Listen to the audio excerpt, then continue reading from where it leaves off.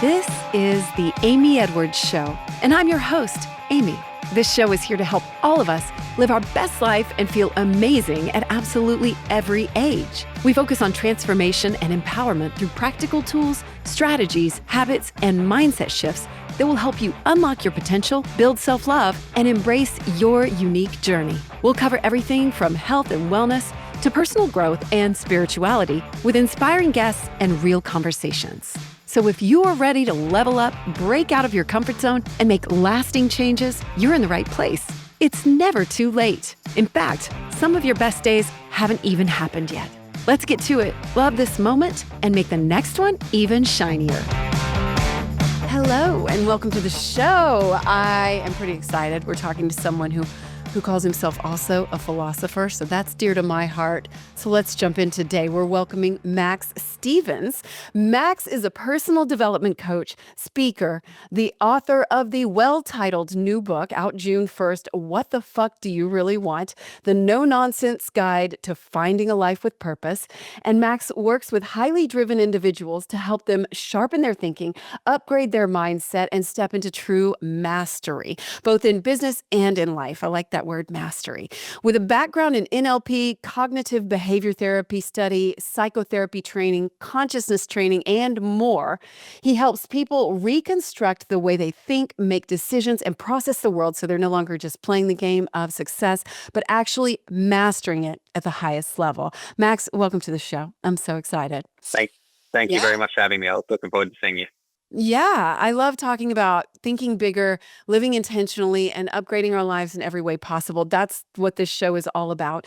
And let's just jump right in. Where do you see most people get stuck when they're trying to step to the next level of themselves? So I think when it comes to finding a life with purpose, which is sort of a big sort of aspect of my work, is there's preliminary steps in my view that sort of need to get taken so that we can sort of move into that space in a very sort of clean way. So I talk a little bit about this. I do talk a little bit about this in the book, but suffice to say, in my view, there's sort of three aspects when it comes to doing that sort of preliminary work. So the first is found in deep forgiveness.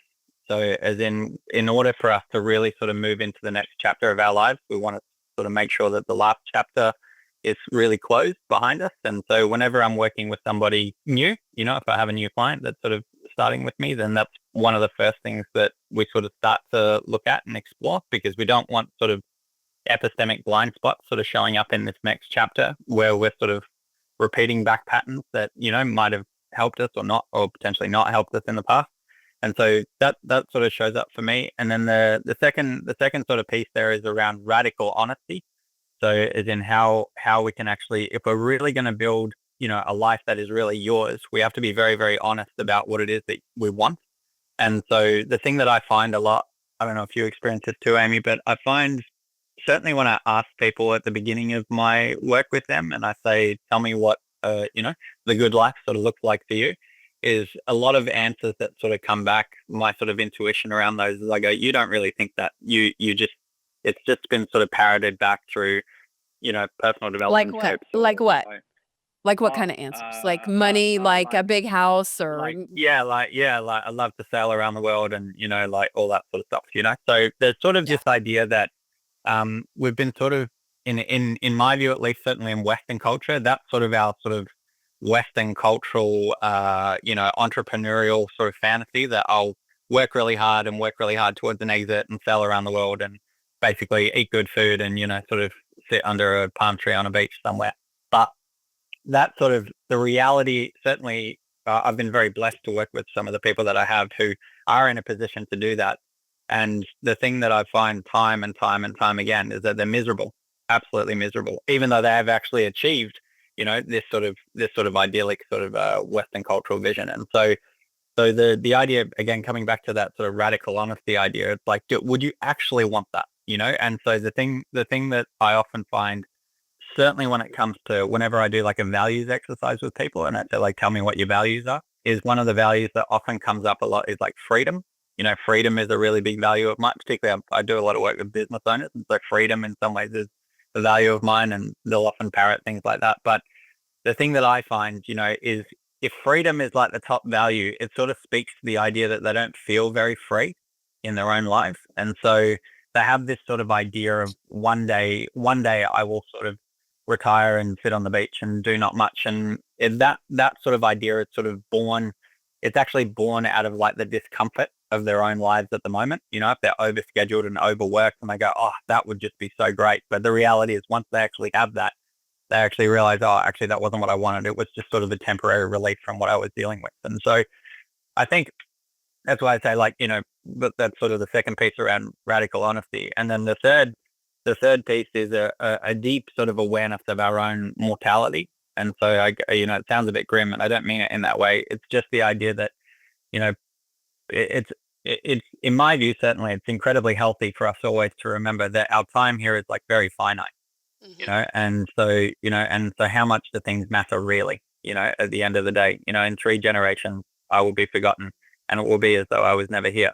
And so it stops in some ways, or it mitigates like this overinflated sense of self-importance. And, you and I obviously share a passion for philosophy, and we can talk about stoicism and certain ideas within that, we look at people like Marcus Aurelius who achieved, remarkable things, but in his private writings in the Meditations would talk about how, at the end of the day, this doesn't really mean anything. And I am no more important than the person next to me, and, all that sort of stuff. And so between these sort of 3 ideas, when we're radically honest, we forgive those who may have hurt us in the past, we forgive ourselves from the past, and we have a deep awareness that, at the end of the day, this doesn't really matter, then we're actually in a position, then we can actually start asking those questions around like, what do I actually want? Because then our sort of, well, want of a better way of saying it, we can see much more clearly. And so the answers that we get when we ask these questions become a lot clearer. So true. Have you ever read the book, The Hitchhiker's Guide to the Galaxy? No, I'm sorry, I haven't. But tell me about it. In that book, there's a planet that's created, and it's everything you'd ever want, right? It's always sunset, and it's like gorgeous beaches and so wonderful, and people go there and they love it, but it ends up having the highest rate of suicide. And I just thought that Right. that was always such a funny little bit in there in the book, because we think we want to lay on the beach and all that, but ultimately that's not what's going to fulfill us, right? And ultimately, wait a minute, what do we want? And you have this really practical title to your book, but you have a much deeper idea here about living in alignment and discovering what we really want and getting really honest with ourselves. And so I love forgiveness being one of them, right? Like that's very practical, but it's also not what someone thinks of when they think of working on, oh, what I really want, right? I'm sure it surprises a lot of people when they start to work with you and they're like, oh, wait, this is very different than Yeah. what I expected. Yeah. Well, like I often tell the story, there was a CEO that I was working with, I'm blessed to say I still am working with, but I met him many years ago. And I said, tell me what it is that you'd really love out of our work together. And he said, I'd love to double the size and revenue of my business. And I said, can you tell me why you want that? And he said to me, so I could prove to all of those people who said that I couldn't do it, that I can. And I said, well, don't you think it would be a more effective use of our time together if you just forgive those people for saying that? Get the chip off your shoulder. Yeah. Yeah. Well, it's like, and it's like, it's not to say that we can't work on doubling your size of the business, Sure. and that's fine. That's fine. But again, like this is what I mean around forgiveness is without it, what ends up happening is we sort of have these blind spots in our experience, where, for him, it doesn't, certainly at the time, it didn't look like that was the problem. What it looked like for him is the problem is that I don't have enough revenue in the business. But the actual thing that was birthing that sort of goal in the first place was in itself dysfunctional. And I don't use dysfunctional in a judgmental way. It's just It's not functioning. It comes from basically it comes from a place of pain. And And so ultimately, does that reason actually hold him back from the goal? it's a good question, right? Like, I mean, I kind of think so. Yeah. Yeah, absolutely. So, and that, I guess that's why like without that work, without that sort of pillar around forgiveness, is we get run that. I'm not saying it does happen. I'm not saying it will happen, but we're certainly at a greater propensity of making sort of epistemic mistakes when it comes to our sort of next chapter of our lives. So your book, so you're talking a lot about working with high performers, people who've had a lot of success in business or maybe pro athletes. I happen to live with a former professional athlete who is now a keynote speaker and speaks on this exact thing, like what wasn't making him happy, getting his hand raised in the ring. And now he is fighting for people and working in a life of contribution and service and creating impact. So I see this day to day.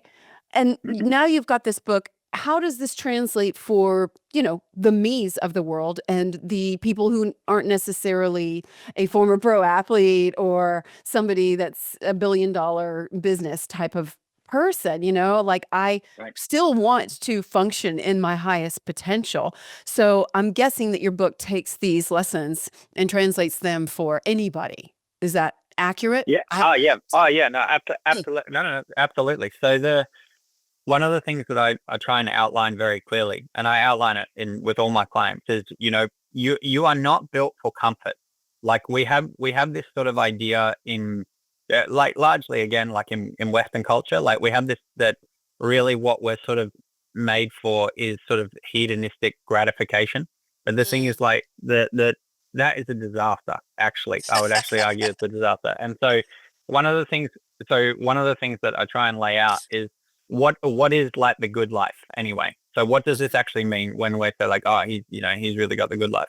And on the face of it, that can sort of seem appealing. But if we look a little bit further, like one of the things that I sort of like to sort of outline is if you look at where we've come from as a species, like anywhere from sort of 60,000 to 350,000 years, like we lived in tribes, we lived in tribes in the forest, of about 50 or 100 people. And your success or your worth or whatever came as a result of what you could contribute to the tribe. Did you go and get the berries? Did you go and catch the fish? Did you help hunt the buffalo or whatever? And so we're actually intrinsically wired, you were talking about contribution and service. We're actually intrinsically wired to be selfless, to actually want to contribute to something that is bigger than us, right? And so the challenge within our sort of cultural dynamics, certainly as I see it, is we live now in a world that doesn't cater for that message. We live in a world that sort of caters for the message of you do what's best for you and I'll do what's best for me, right? And so the idea is when we live a life basically of trying to live for us, is what counterintuitively we actually live a worth life.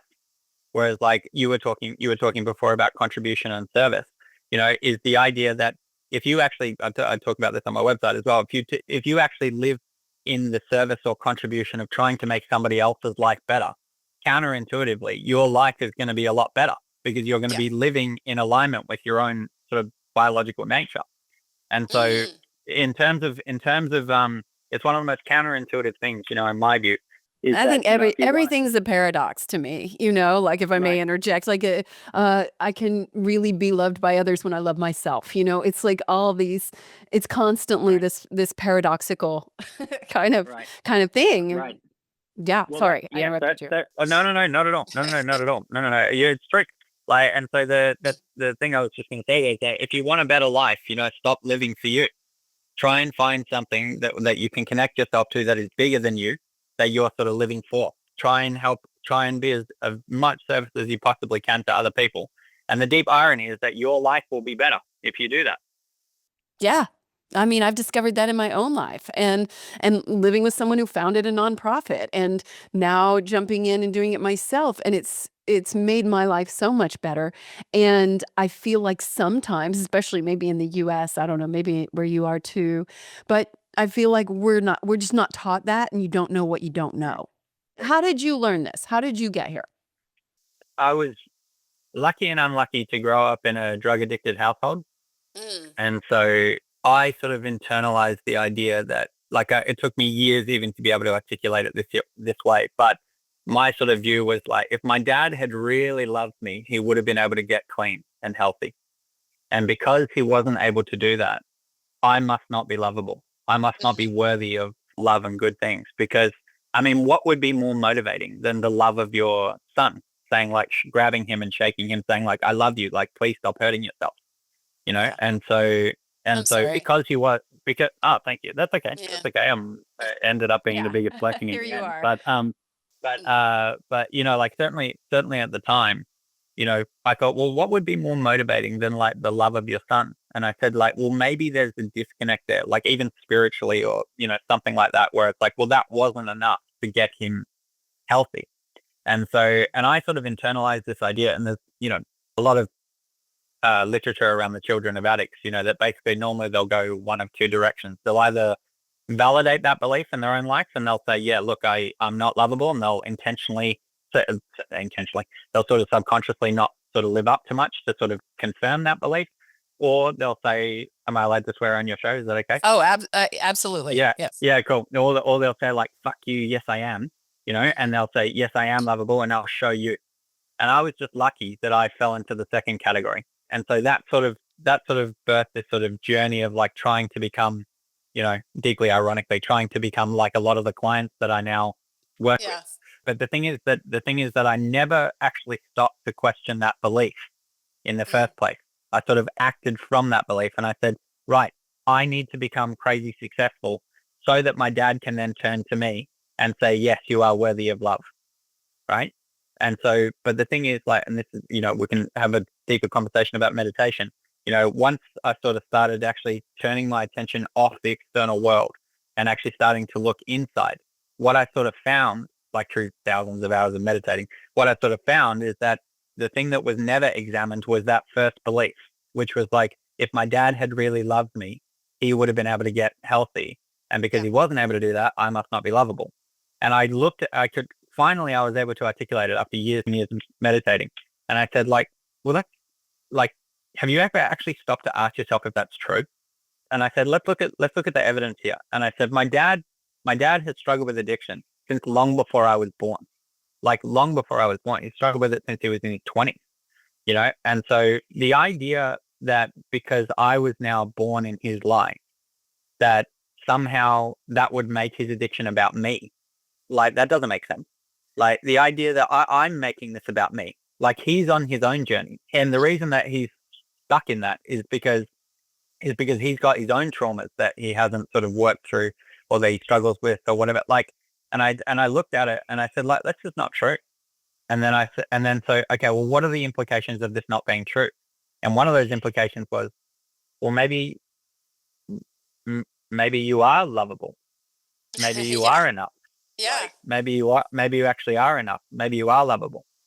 And in that moment, it vanished. Like all of my pain and like distress and all that sort of stuff, it just vanished. And it got me so curious about, because obviously once I was sort of free, quote unquote, I looked around and I thought, you're doing the same thing and you're doing the same thing and you're doing the and so it became very obvious, I guess, in some ways, how we sort of live from these sort of places that we can't see. We're not like transparent to ourselves and we act out these beliefs that we can't articulate. And that obviously then just got me deeply interested in personal development, meditation, philosophy, all that sort of stuff. And that's sort of where I've ended up. Oh, wow. And there's a lot of NLP in there, I think, too, like reprogramming these stories that we've subscribed to. I talk a lot about that on this show, and just that we aren't even giving the attention that they deserve. And then they fall into these neural pathways, right? We're like reinforcing them to where it's really hard. It can be really challenging to break. How do you encourage people to, like, yours happened quickly? You didn't find yourself maybe going back to those ever? Or if you see people falling into those old patterns, how do you get them to find ways to break them? The easy answer is like the truth will set you free. Like if you actually look, it's not true. So like the idea, Totally. if I just take just by way of example, if I just take my example, right? It's like, well, if my dad, blah, blah, blah, blah, blah, right? It's like, if I actually look at it, it's like, it's not true. Right. It's not a fact. Right. Like, and so it, when we see that, certainly in my view, like when we see that, it loosens its grip over us because it's no longer like something that is objectively the case and means something about me and means something about what I can achieve or can't achieve in the world. And like it stops having this hold over us because, well, like I said, not true. Yeah. Are you familiar It's with not true. Byron Katie? Have you studied much Byron Katie? Yes. She's So, older, and but she has something called the work, and it's very simple. You ask right. yourself 4 questions, is this true? Can I really know it to be true? How do I feel when I think this thought? And how would I feel if I could Right. never think this thought again? And the end result, when you go through that really simple process, is always what you mentioned earlier. It's free. Like for me, every time that I've done it and played with it, and I'm always like, oh my gosh, that's what we're striving for too, is just freeing ourselves from all these beliefs and like, then what? Right? So Yeah. then what? Yeah. Of course, those neural pathways are well formed, but Yeah. it's sort of like the Santa Claus idea. It's like when we first sort of find out that Santa Claus isn't real, is it comes as a shock, but yet our body or our behavior, like come Christmas, we still experience the same excitement. We still experience the same, like echo of those feelings, but over time, like it can never really come back. It can never really, it's probably not a good example because it's actually a good thing. But, that feeling of being excited for Santa, we still get excited around Christmas, because we sort of have this pathway that's formed from like a really early age. But year after year, our body sort of acclimates and we go like, and it finds its sort of natural equilibrium, And so I would argue it's just the same. If you're holding a negative belief, like once you see through it, it can't ever really grab you in the same way. And I over love that. time, your body just recalibrates. Yeah, I love that. Well, let's talk about potential. And I saw a meme today, as a matter of fact, and it was like about human potential. And he said something like, your potential is not your talent, and your potential is not your skill. It's like what you really dedicate yourself to. And I didn't spend too much time thinking about it, but it came to me as I was writing my questions for you. And I thought, how do you see potential, and what have you discovered about human potential after you've been working with all the people that you've worked with and working on this subject? For me, like the answer is quite simple in that our potential, I our love ultimate simple potential. answers. Great. Yeah. I love it. Our ultimate potential is selflessness. That's our Oh, highest potential. Our highest why is that? potential is Let's go deeper. when we look like cross culturally, so we can look at lots of different cultures. When we look historically, when we look even mythologically, like this is like the common theme. Like the common theme, like even when we go to the cinema and we see these like heroes who enact great sort of acts of heroism, and they move us and make us emotional. What we're sort of seeing is our highest potential. And so the idea that shows up for me with regards to selflessness is, or like, I talk about this in the last chapter of the book. I say like, you are a hero, like you are a potential hero in the making. And so in my view, the idea of a hero is that a hero has a purpose that extends just beyond them. So if we look at like the archetype of, for example, like a hero and a villain, both of them have the same backstory. They experience pain, they experience rejection, they experience, what would you say, trauma even, right?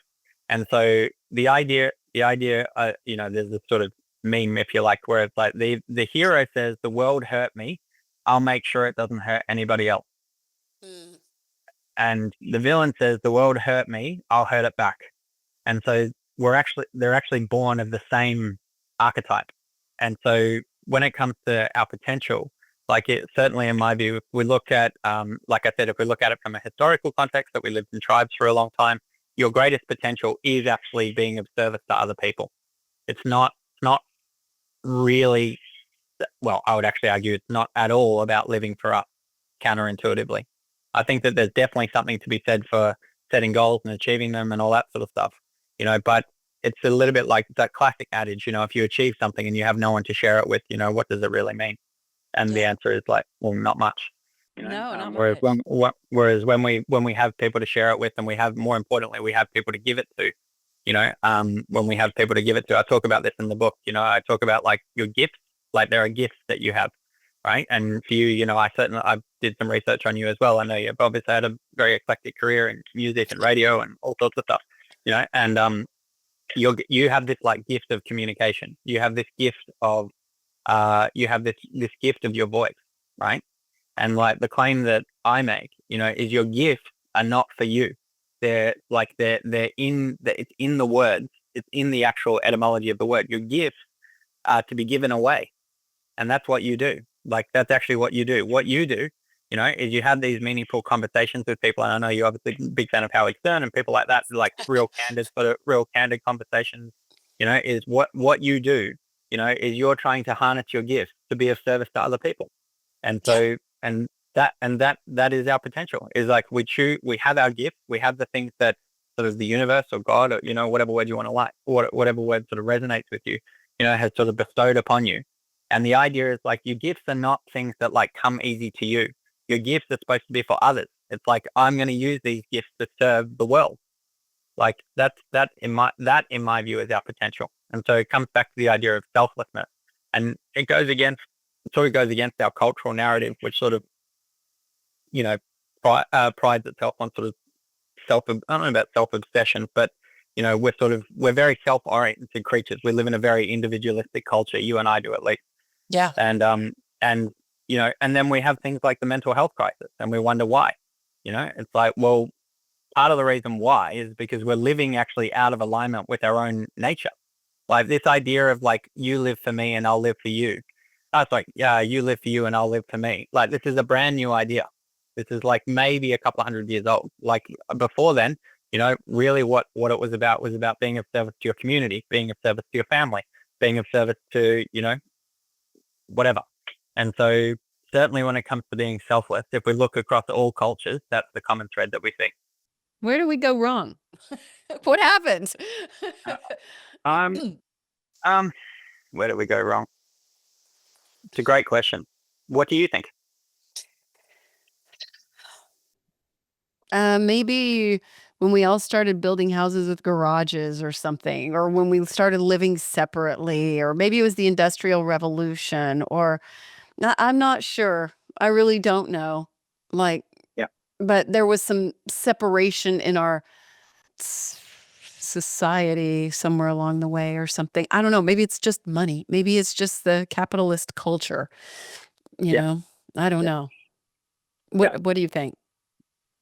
Yeah, like I talk about that, like I talk about that in the sort of first chapter of the book. Like the first chapter is like, every chapter is a question, and the first question is like, how the hell did I get here? And so the thing that I talk about is basically that we had like a real tipping point, certainly during the Industrial Revolution. That basically before then we sort of lived off the land, and we lived off the land and sort of traded goods and all that sort of stuff. And then when it came to the Industrial Revolution, we had like a surplus of goods. And so one of the things that we had to do, or one of the things that the sort of, I don't like this language, but forgive me here, like the sort of powers that be sort of have to answer is like, how do we convince people to buy more than they need? And so then we had the rise, and then we had the rise of advertising. And so sort of through the rise of advertising, like identity itself became like commodified. Like people, like I'm very blessed. I live down here, and there's a lot of like, I live on Balmoral Beach in Sydney, and there's a lot of people who own boats and yachts and all that sort of stuff.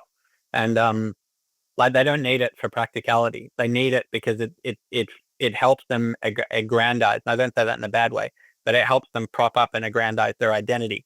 It's like, this is who I am. This is what I can own. And that's something else I talk about in the book, is like, you never actually buy the thing.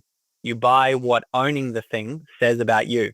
So if you think of like a Gucci scarf, it's like you wear that Gucci scarf, and like, you're not buying like the fabric. You're buying the story of what owning that thing says about me, because I own it. But the danger is like, as soon as next year's line is released, is that scarf no longer says like sophistication, success, those things. Now it says you're falling behind, because you don't have the latest one. And yet it's the same scarf. And so like, we attach these sort of stories to owning these things. And so our identity and what it means to own these things, that has sort of been commodified. And yet, and this is the problem that we have in, I don't know if you've heard of that idea, like the crisis of meaning. Like in Western culture, we have a crisis of meaning that basically, like, we're finding it difficult. We don't have a survival problem. in that what would you say? Largely, certainly by comparing to the rest of the world. No, Like, I know what you're saying though. I know what you're saying. Mhm. We don't have a survival problem. We have a meaning problem. Yeah. And so I would argue in somewhere in there is probably where it went wrong. Yeah, I think you're right too, because the people that we work with the nonprofit, they really do have a survival problem, like literally Right. no clean water anywhere, so no access to things like that. And so you're like, oh, this puts it in perspective. What am I bitching about?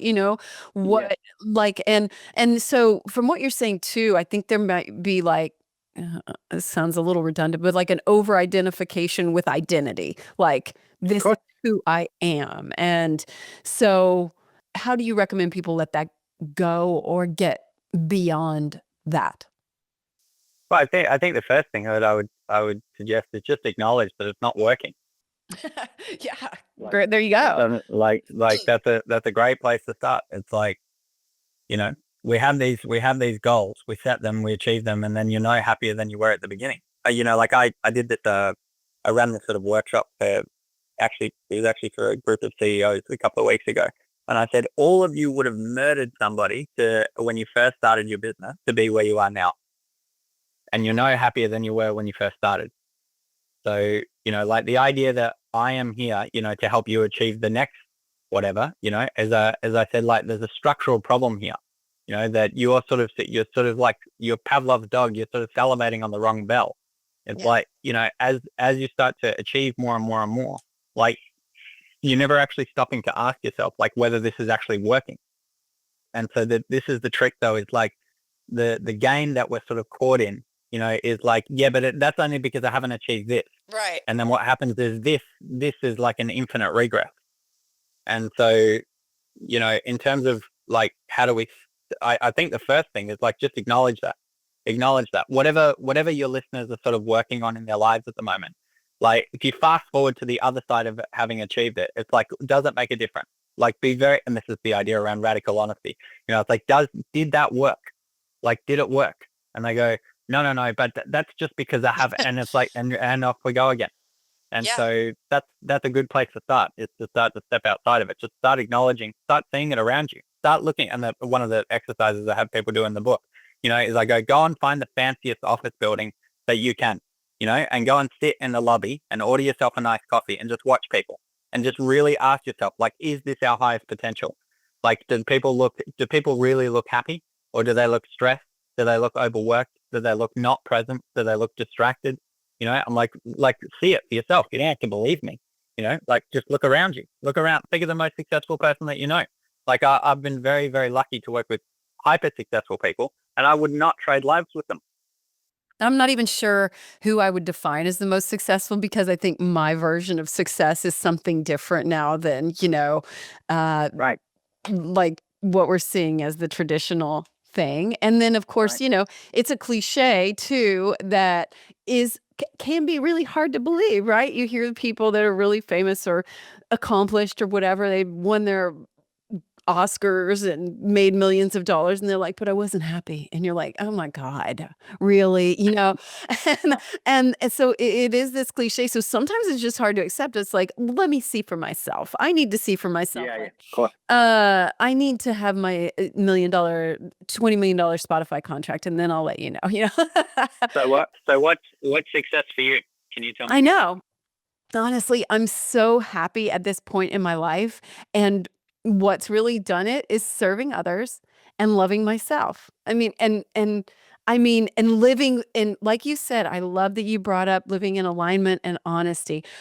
The more honest and truthful that I get with myself and in the way I live, the happier I am. So, and I don't necessarily mean answering questions about the stories I've told myself. I kind of also mean the words that come out of my mouth and keeping myself in total check. And Right. whether I'm talking to myself, like, and saying something that's not true to myself, like you suck or whatever it is. I don't say those things to myself anymore. But, I'm surprised with how happy I am. So I kind of have have let those things go. But the outside stuff can still get me. I'm not going to say I'm perfect at it. It can still get me. I'll still find myself wanting a Gucci scarf or wanting, something, and having to ask myself why and what that means. And I mean, I see my fiance as one of the most successful people. He's overcome addiction. He's moved from a pro athlete to a life of service, and it inspires me every day. So, Mm. yeah. So, And what was that process by which you sort of came to love yourself?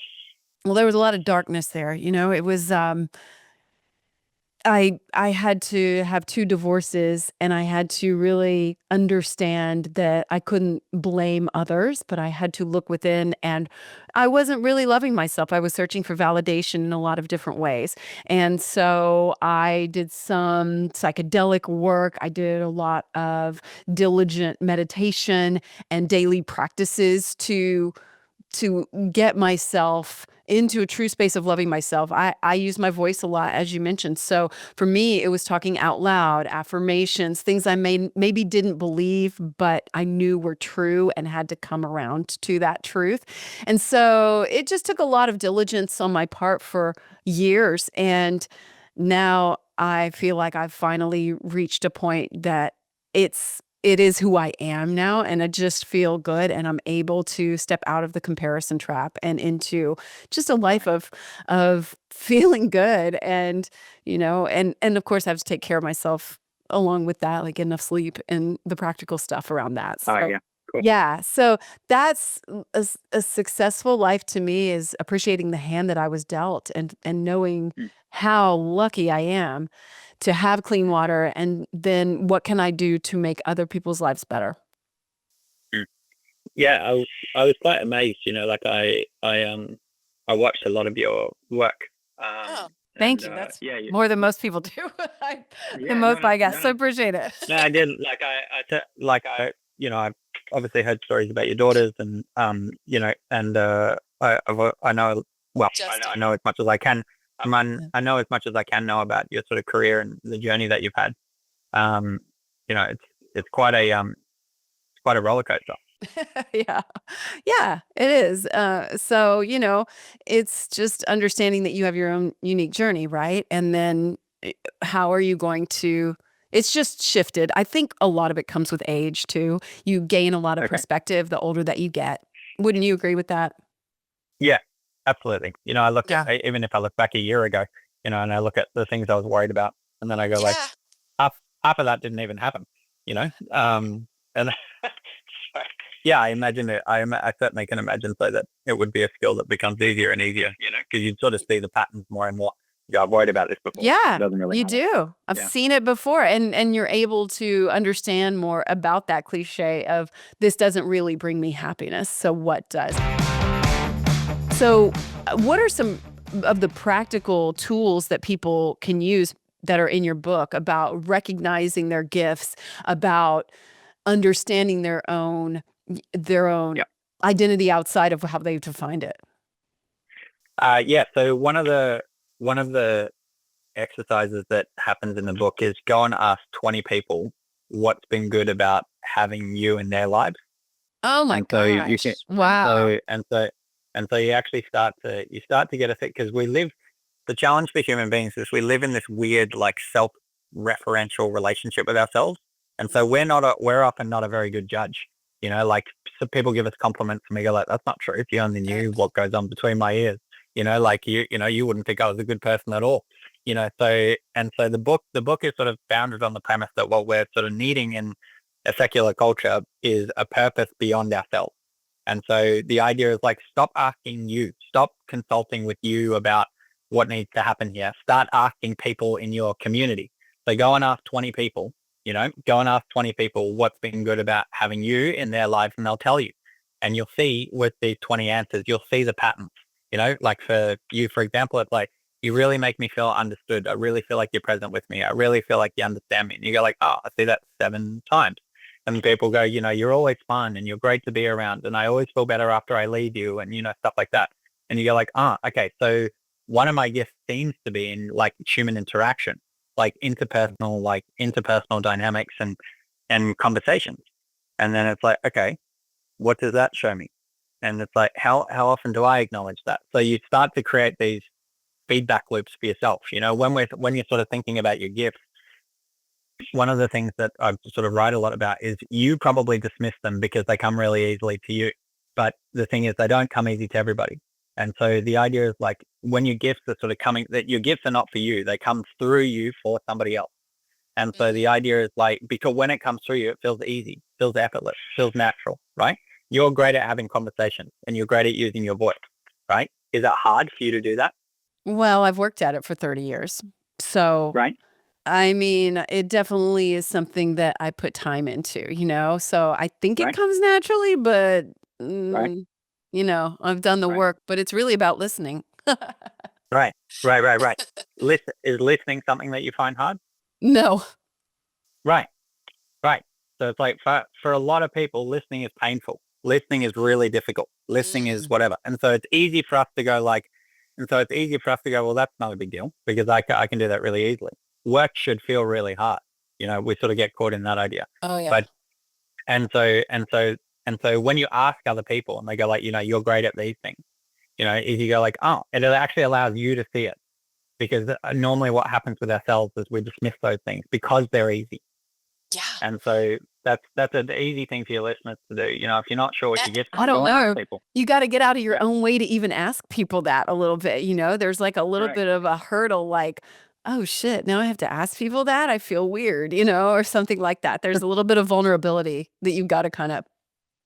Certainly. And it's like there's also something to be said around who do you give authority to answer those questions. So Ooh, that's good. whether it's mentors or whatever, if you have dysfunctional, like certainly as I did, if you have like tricky relationships within your family, you go like, how accurate are those answers going to be? Probably, and so how seriously do I take those answers? Where are those answers coming from? All that sort of stuff. But Yeah. you'll still notice, like you'll still get patterns. If you ask enough people, you'll start to see the pattern. Yeah, for sure. So have you written this book as like a little roadmap to getting to the answer of what you want or getting to the action to take to be where you really want to be? Maybe it's just So about so the book is written as like a framework. So you can fill it with your life. It's like one of the first things I say in the introduction. Is you don't need to be told what to do by someone who doesn't know the first thing about you or your life. So like the book is written as like a framework where people can fill in their own experience. Yeah. And I think that's much better. Well, It is much I believe better. that, Yeah. I believe that. Like because I would often, full disclosure, like the first line in the book, in the author's note is full disclosure. I fucking hate self-help books.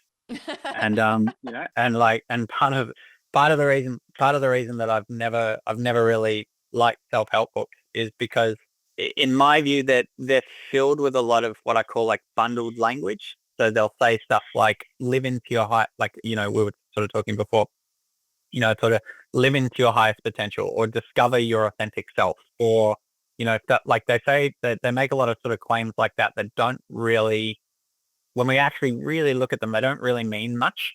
Like Yeah. they're just sort of like bundled sort of buzzwords.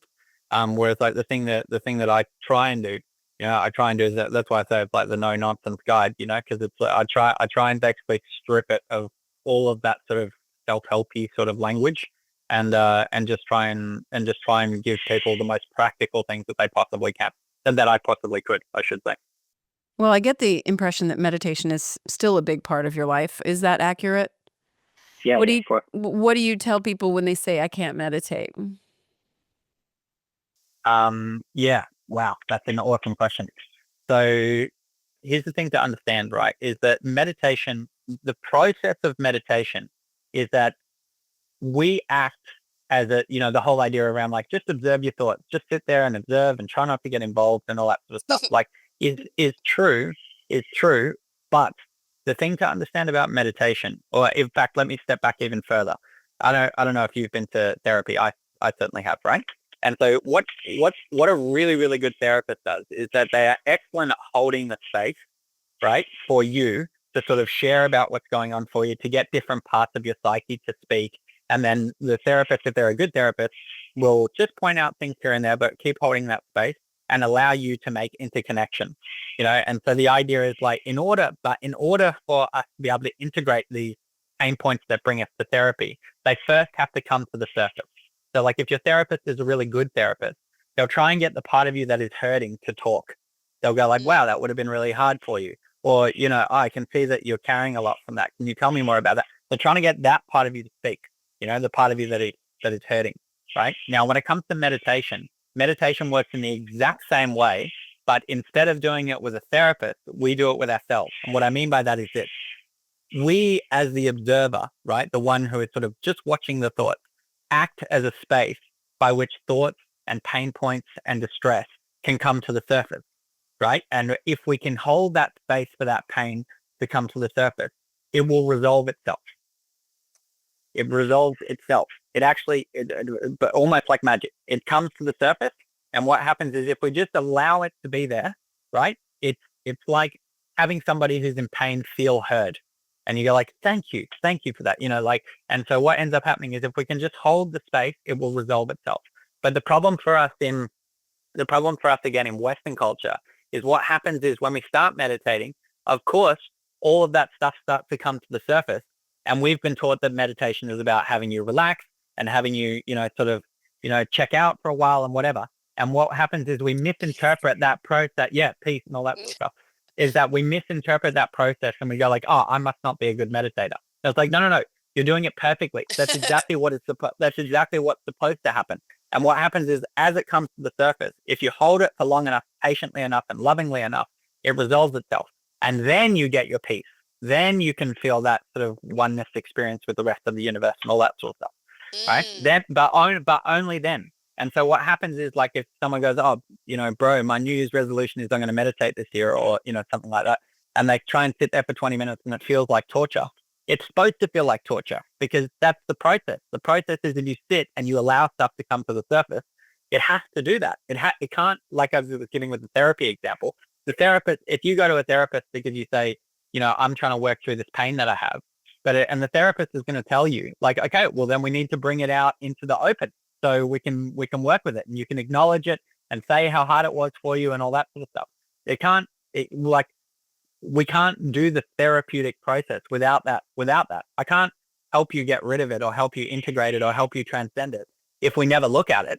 Like, that doesn't make sense to me. And so meditation is exactly the same. You can't feel that peace, or all of that good stuff, without stuff coming to the surface first to get resolved. But like I said, because we're not taught that, is that when we start practicing and stuff does start coming to the surface, we go, it's not for me. I'm not good at this. But we misunderstand the process. That's good. We have a fundamental misunderstanding. I agree. Like, that's really beautiful. Thank you for sharing that. I'm going to ask you what? Sorry? What's been your experience though? Because I know obviously you were sharing. I was watching something with you where you were sharing about breath work, and you were sharing about your experience doing that. And that, obviously, I know you've got your sort of jade there. What's been your experience of it? I love the analogy that it's like your mind is like a clear glass of water with sand inside, and it's constantly just being stirred up, so you can't see the clear water because the sand's just murking it all up. And if you'll just be still for a minute, some of those grains of sand will start to settle, and your mind will start to settle, and it just takes time. And then it still gets stirred up sometimes, but that's kind of the way I saw my mind during meditation. And sometimes I'd even see people's faces on the grains of sand, and, things or activities or like instances. And so just sitting was a way for me to train my mind to just slow down and let those grains of sand settle. And then I could just be, and the water became clearer, and answers and intuition became clearer. I was more able to see myself and train myself to do that whenever I needed it, whenever life felt like it was spinning, or my head felt like it was spinning, later in the day or something. And so now it's become kind of second nature. I'm able to slow my mind down a lot more quickly. And I find that it goes through waves too, my meditation practice. Sometimes I'll do it more, sometimes less. So, and you know what? I just give myself grace around it. So what? Right? Yeah. Yeah. Yeah, absolutely. Well, let me ask you about something that's like the opposite of meditation. And that is, I was researching you and I didn't find much on social media or anything. So have you made a conscious decision? Is this part of happiness, getting off social media? Tell me what you think about this. Yeah, so it's a great question, right? So there's a couple of different perspectives that we can exchange together about this. So Yeah. the first is that, with the people that I've been very, very lucky to work with, right? If I purely think about it from a business decision, right? The people that I have been very, very lucky to work with, they don't find coaches on social media. So what happens is, like, high performers, CEOs, business owners, investors, etc. They don't Google or look up, No. Yeah. coaches. What they do is they lean on their own network, and they say, guys, like, they'll ask other CEOs, other business owners, etc. And they'll say, does anybody have a coach? I would like to work through these things. And so that's been the way that my business has sort of grown, is being involved in those networks, right? And so that's sort of the first thing. The second thing is that the chokehold of my business, and I would argue of your business, right, is our time.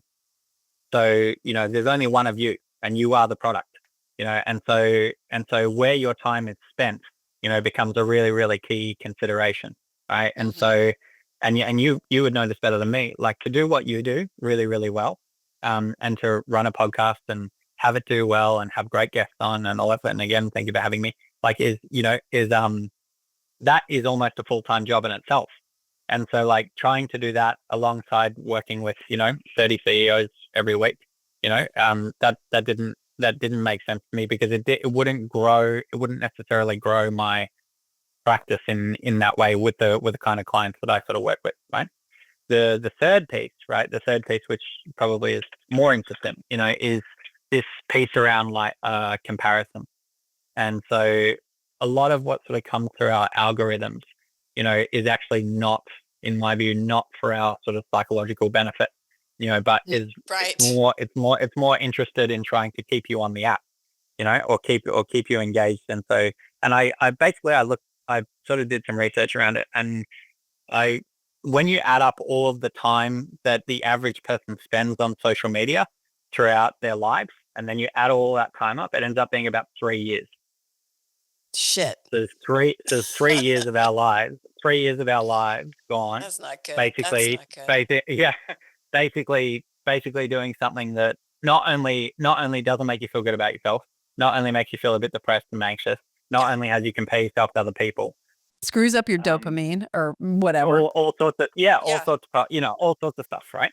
And so for me on a personal level, it it didn't feel like great for me to sort of play into that, I guess. Like, my website, which I don't doubt you would have seen a little bit, is that's largely just been like a business card, that when I meet somebody, is I go, hey, check this out, and they'll see that, there's testimonials and 100 research articles written, and all that sort of stuff, and they go like, oh, okay, cool. So it sort of has served that role, but the idea of, like, building my brand on social media, all that sort of stuff, like, I'm not trying to go after, like, lots and lots and lots of people, Do you so think that's you're me. happier because you don't have that in your life, or do you ever experience like a little bit of FOMO or like anything like that? I've certainly been told it, like, a lot, like, particularly when it comes to my business. I I've bet. been Oh, I told, bet. Yeah. yeah, like, I've certainly been told, it would be a good idea for you and that sort of stuff. But I think, do I experience FOMO? I think a lot of the conversations that I have with people around working on their lives, one of the big things that they often report to me is how they want to get off it. They And do. so, That's so interesting. I mean, like a and lot of so, people say it. And I know that watching my partner, he struggled with validation before he went into right, treatment. And right, like that was such a thing of, and I've caught myself doing it, and like yeah, I spend too much time on there now, but not posting. And I like when you said 3 years, I'm like, oh my God, how much time am I actually spending? Like I need to devote that yeah, time to doing something else. So yeah. Well, I think, yeah. Look, some people do really well with it, like, and it's their main thing, like, and they're trying to spread good things in the world, and like, you're a great example of that, are like, they doing you're great with it using, though? Are they doing great with it? I wonder. I wonder if that's true. Well, I guess what I mean by that is like they're trying to use it for good. Like you have a successful YouTube channel, and you're trying to do it for good. You have people on who are trying to talk about how to improve themselves, how to sort of move their lives forward, how to get unstuck with things, all that sort of stuff. Like you're a good example of that. Whereas I Well, find, thanks. Thanks. you know, It's challenging in its own ways. And you do, like you said, successful. I'm like, how you're defining success. Like it's all relative, right? It's all relative. And so, it's just on to the next benchmark or whatever. So you've got to define success for yourself. I think that's really what we're getting at, right? Like, what are you really defining it as? And are you really happy with that? And Are you? yeah, I am, but it is not a one and done. It is a practice for me to stay on top of it, I think, to stay in a true place of it rather than letting it creep into comparison or that next thing that I need to accomplish. Yeah. Oh, you raise a great point there. Like I talk about that in the sort of first chapter of the book. Is the challenge with like the digital age is we're not interested in living good lives anymore. We're interested in being seen to live them. Oof. Wow. And I think that there's power in that. There is power in that. And as we wrap up today, what have we missed? Is there anything that we didn't get to today that you really wanted to discuss, or anything about the book that we needed to? No. Or anything you want to reiterate? No. Is there anything a message you want to leave us with before we go? Sure. That the cost of not working on yourself is incomparably worse than the short-term cost of doing so. Yeah. Truly. That would be the thing I would leave you with is, and your listeners, is like the cost of not working on yourself, right? In terms of the cost of staying the way that you are is so much worse than the short-term pain of needing to change yourself in some way. Yeah, you're totally right. I agree. And I mean, you saw that firsthand with your family, I suppose, Definitely. Yeah. Yeah. Well, how can everyone get the book and find you? I guess Max Stevens Coaching. It's in the show notes as well. So they are. Yeah. So the book will be out on June 1st. They can just pick it up on Amazon. But and if anyone is interested in a further conversation with me, they can find me on the website. And there's 100 plus research articles there if they want to just work on their own lives for nothing. Yes, I checked it out. I hope it's useful. For someone. Oh, for sure. And I really enjoyed our conversation today. Max, thank you so much. And thank you for creating this book and putting this out in the world and using, your work to help benefit the world and guide others, because it's really important. Thank you. How was this conversation for you? It was great. I really enjoyed it. And it realigned my heart. It was good just to spend time in this space and go, oh yeah, of course, as I bought something ridiculous today on Amazon. I bought like a red light that goes in your nose. And I'm like, oh, what am I trying to prove there? That I'm like a biohacker? I don't know. And we think we need all these things. And I have to remember, like, the hand I've been dealt, what am I going to do with it?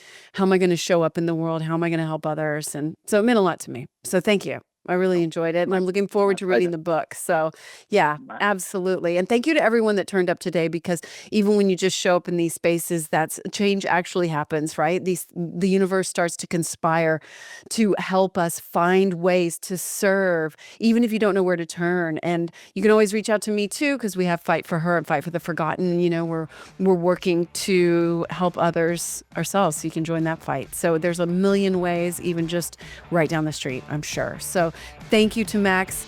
Thank you to you for being here. I love you so much. Subscribe to the show, rate, review, all those things, and keep shining bright. Till next time. Thank you so much for being here. Please rate, review, and follow us. And we'd love to hear your feedback.